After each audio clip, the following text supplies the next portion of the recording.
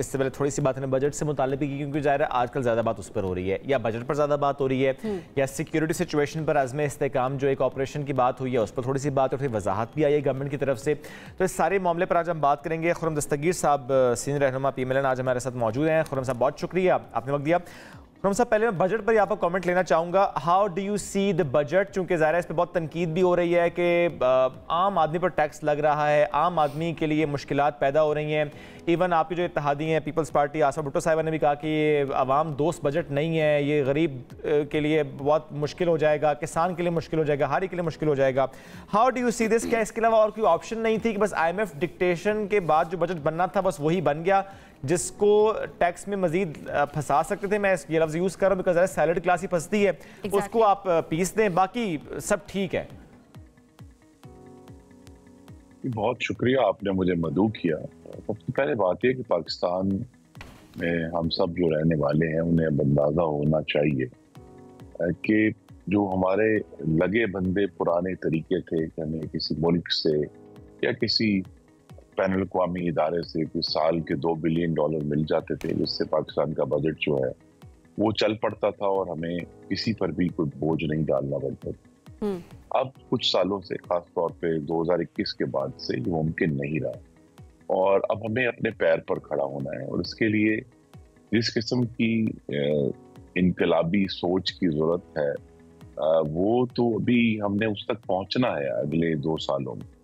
تو اس سال تو یہی کوشش کی گئی حکومت کی طرف سے کہ جو غریب ترین لوگ ہیں پاکستان میں ہمارے بھائی اور بہنیں ان کو پروٹیکٹ کیا جائے. تو ان کو ہر لحاظ سے پروٹیکٹ کیا گیا ہے. اس میں جو سب سے بڑا سٹیپ لیا گیا کہ جو انکم سپورٹ پروگرام ہے اس میں کوئی تقریباً 1/4 اضافہ کیا گیا. وہ 600 ارب روپے کے قریب ہے کہ تاکہ غریب ترین لوگوں کی جو سوشل پروٹیکشن ہے اس میں کوئی کمی نہ آئے. لیکن دوسری جگہ پر ضرور ٹیکس لگے ہیں، اس کو بہتر کیا جا سکتا ہے.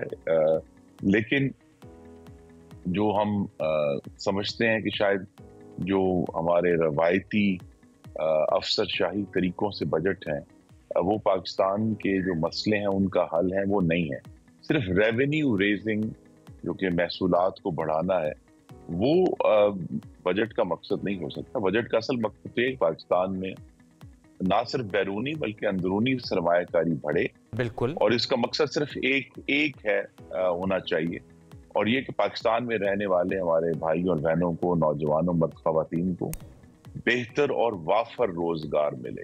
وہی اصل جو سارا یہ ہم مقصد ہے اس طرف جانا چاہتے ہیں. تو ابھی تو صرف یہ بجٹ تھا. اکثر اب حکومتوں میں دیکھا گیا ہے کہ پہلا بجٹ جو ہے وہ ایک کنسولیڈیشن کا بجٹ ہوتا ہے، ایک اکٹھا کرنے کا بجٹ ہوتا ہے. تو اس دفعہ کوشش کی گئی ہے. کچھ یہاں میں وزیر خزانہ کو مبارکباد بھی دوں گا کہ انہوں نے جو حقائق ہیں وہ سامنے رکھ دی ہیں. پاکستان کا بجٹ جو ہے اس کے نمبرز جو ہیں وہ کافی حد تک درست ہیں اور زیادہ پریشانی اسی بات پر ہے کہ عوام کو جو ریلیف دینے کے لیے جو سپیس چاہیے، جو رقم درکار ہے وہ کہاں سے آئے گی. آج ہم دیکھا ہے ہم سب نے اخباروں میں کہ جو ہمارا ترقیاتی پروگرام ہے اس کو کٹ کرنے کی کوشش ہو رہی ہے تاکہ کوئی کہیں سے کوئی ریلیف دیا جا سکے. تو اس میں جس بات پر کم بحث ہوئی ہے اور جو میں آپ کے توسط کے سامنے رکھنا چاہتا ہوں کہ حکومت کا اس وقت سب سے بڑا خرچہ جو ہے وہ پچھلے قرضوں کی قسط کی ادائیگی ہے جو کہ اب تقریباً 9,700 ارب روپے اس سال بجٹ کیے گئے ہیں. تو یہاں سب سے بڑا سپیس ہے. یہ ہمارے دفاعی بجٹ کے 4 گنا سے بھی زیادہ ہے یہ رقم. تو لہٰذا ہمیں حکومت کو اس پر فوکس کرنا ہے کہ اگر انٹرسٹ ریٹ جس طرح بھی کٹ کیے گئے بجٹ سے پہلے اگر مزید مہنگائی میں کنٹرول رہتا ہے اور انٹرسٹ ریٹ کٹ ہوتا ہے تو یہ جو 9,700 ارب روپے بجٹ کیے گئے ہیں قرضوں کے اس میں پھر کمی آنا شروع ہو جائے گی. جیسے جیسے آپ شرح سود کم کریں گے وہاں بہت بڑا سپیس اویلیبل ہے پاکستان کے عوام کو ریلیف دینے کے لیے. اور اس پر بھی ہم سب کو سوچنا ہے کہ اگر ہم نے پاکستان کے جو جس بھی آپ طبقے کو یا جس بھی شعبے کو ٹیکس کریں گے وہاں سے تکلیف کی آوازیں اٹھیں گی. تو یہ بڑا ایک سوچ سمجھ کے کرنے کا کام ہے. یہ بجٹ تو اس دفعہ کنسولیڈیشن کا بجٹ ہے تو میری یہ توقع ہے कि मोहतरम वज़ीर ख़ज़ाना भी बड़े काबिल और मेहनती शख्स हैं कि वो अगले बजट जो इंशाल्लाह 2025-26 का होगा उसमें कोई तख्लीकी सोच लेकर आएंगे कि पाकिस्तान के जो अनटैक्स्ड सेक्टर्स हैं, एक साल अब इंतजार करें, उनको किस तरह टैक्स करें। नहीं, एक साल इंतजार ना करें। एक साल आप देखेंगे इस साल के आखिर में पाकिस्तान में जो इस वक्त सरमायाकारी की हम प्लानिंग हो रही है वक्त ममालिक के साथ, उसकी वेटिंग मुकम्मल हो जाएगी। तो इसी कैलेंडर ईयर में, आपको फिस्कल ईयर नहीं, 2024 के आखिर से पहले जो है वो सरमायाकारी की बहुत अच्छी खबरें जो है वो सुनने को मिलेंगी। और असल हम सबको जो उम्मीद करनी चाहिए, फिर कहूंगा, आप बैरूनी सरमायाकारी की बात कर रहे हैं? जी, बैरूनी सरमायाकारी की। किस मुल्क से आपको ज्यादा उम्मीद है? तो जी, हमें जिन्होंने प्लेजेस की हैं, सबसे बड़ी प्लेजेस जो हैं वो सऊदी अरब और मुत्तहिदा अरब इमारात से आई हैं, तो वहीं से हम तवक्को कर रहे हैं। और दूसरा जो, अगर आप आपके जो रिलेटेड सब्जेक्ट है वो ये है कि आपने अभी चीन के जो वजीर तशरीफ लाए थे पिछले हफ्ते, वो हम सब के लिए सुनने की जो तकरीर थी, इसमें उन्होंने कहा कि पाकिस्तान का जो सियासी इस्तेहकाम है वो बेहद ज़रूरी है। ये बात इसलिए ज़रूरी है कि अगर सियासी इस्तेहकाम हम डेमोन्स्ट्रेट कर पाएंगे इंशाल्लाह, तो फिर चीन से भी एक सरमायाकारी की लहर जो है वो आएगी, जो बहुत सालों से पेंडिंग है। और पाकिस्तान में चूंकि 2018 के बाद सीपैक को तकरीबन बंद कर दिया गया था, तो लिहाजा अब अगर उसको दोबारा से कोशिश करके चीन का एतमाद बहाल किया गया है, तो अगर वहां हम कामयाब होते हैं इस्तेहकाम, कीमतों में इस्तेहकाम और सियासी इस्तेहकाम, तो फिर चीन से भी एक बड़ी लहर आएगी और पाकिस्तान की आवाम को वो रिलीफ मिलेगा जिसकी वो तवक्को करते हैं। अच्छा, ठीक है, चलें, बस अब बैरूनी सरमायाकारी होगी, इन्वेस्ट करेंगे, तो अब का हम इंतज़ार करते हैं। अब वो जब भी होता है, इस साल के एंड में आपने कह दिया, but let's hope for the best and I really hope कि जो जितना पॉजिटिव आप सोच रहे हैं वही सारा इम्पैक्ट, पॉजिटिव इम्पैक्ट हम आगे देखें भी कि हो सकता है। अच्छा, वैसे में दूसरा मामला जो हम देख रहे हैं ऑपरेशन अज़्म इस्तेहकाम के हवाले से भी, उस हवाले से भी ज़रा अपना पॉइंट ऑफ व्यू भी शेयर कीजिएगा। जिस तरह अपोजिशन कह रही है कि उनको एतमाद में नहीं ले गया इस हवाले से, लेकिन एपिक्स कमेटी में कहा जा रहा है कि वज़ीर आला KP अली गंडापुर साहब वहाँ पर मौजूद थे, लेकिन कल जिस तरह से उन्होंने मीडिया टॉक की और उन्होंने बताया कि वहाँ पर तो ऐसी कोई भी बात डिस्कशन में नहीं आई, नाम लिया गया था लेकिन उनको पता नहीं था कि एक्चुअली ऑपरेशन का नाम बस दिया गया था। सो इस पूरे सिनेरियो को आप किस तरह देखते हैं? मैं ये सवाल इसलिए कर रही हूँ कि जाहिर सी बात है, हुकूमत पर जाहिर है एक जिम्मेदारी भी आयद होती है, एट द सेम टाइम ये बड़ा हसास मामला है क्योंकि इसमें मुल्क की सिक्योरिटी इन्वॉल्व है। जी, मुस्लिम लीग नून के कंधों पर ही ये जिम्मेदारी आती है। पहले 2014 में अगर आपको याद हो तो ज़र्ब अज़्ब का आगाज किया गया था, उसके बाद रद्दुल फसाद का आगाज हुआ, और अब ये अज़्म इस्तेहकाम जो इन तमाम ऑपरेशन का, खासतौर पर ज़र्ब अज़्ब के बाद रद्दुल फसाद भी और अज़्म इस्तेहकाम भी, मकसद एक ही है कि पाकिस्तान में रहने वाले, और ये चारों सूबों की बात हो रही है, गिलगित बल्तिस्तान की बात हो रही है, आज़ाद जम्मू, पूरे मुल्क में रहने वालों की जिंदगियों का तहफ़्फ़ुज़ यकीनी बनाया जाए।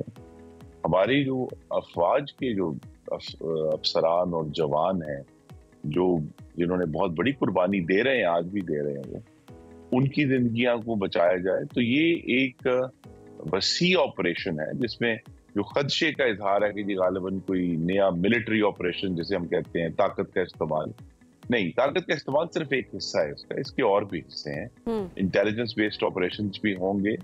और जो आने वाले हफ्तों में आप देखेंगे बजट के बाद जब पार्लियामान का अगला इजलास होगा, इस पर भी गुफ्तगू होगी कि पाकिस्तान में जो शिद्दत पसंदी और इंतहा पसंदी हमें नजर आई है हालिया हफ्तों में, चाहे वो सवात का वाकया था, चाहे वो गुजरात और सियालकोट में कुछ वाकयात हुए हैं, तो ये जो इंतहा पसंदी और शिद्दत पसंदी है, इससे निमटने के लिए सबसे बेहतरीन तरीका तो पाकिस्तान के मुंतखब ऐवान है, चाहे वो सूबाई असम्बलियां हैं या कौमी असम्बली है।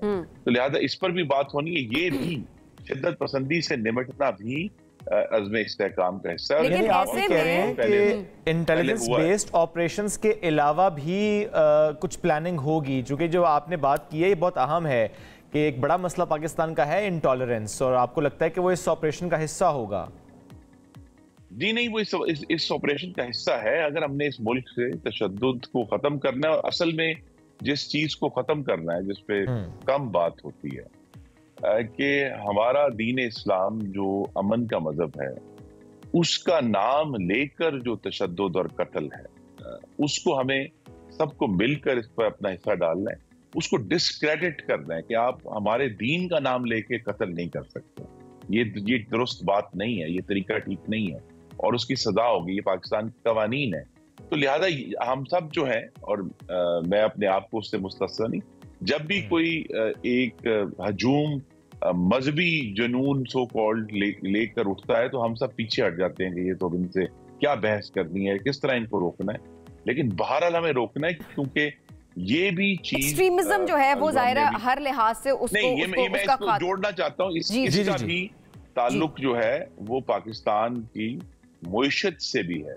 सिर्फ एक हमारा मुल्क का अमन अमान और हिफाजत नहीं, मुईशत से भी इसका ताल्लुक है कि जब अगर आपको अंदाजा हो कि जब ये जो वाकया हुआ है मदियन सवात में, ये पूरी दुनिया अपने चंद सेकंड में अपने मोबाइल फोन पे ये खबरें पढ़ती है। बिल्कुल, उससे हमारा इवन टूरिज्म भी मुतासर होता है। टूरिज्म भी मुतासर है, लेकिन उससे जो लोग पाकिस्तान में सरमायाकारी करना चाहते हैं या जो भी बड़ी सरमायाकारी आएगी उससे मुतासर होकर वो भी कुछ वो फिर पीछे हटते हैं। तो लिहाजा इन सब का ताल्लुक एक, और ये जो अज़्म इस्तेहकाम है, मुझे बड़ा दुख हुआ मैंने खैर सुनी है अपोजिशन की तकारीर, लेकिन मैं बड़ी सराहत से कहना चाहता हूँ, इसका किसी एक सूबे से, किसी फिरके से, किसी तबके से ताल्लुक नहीं है।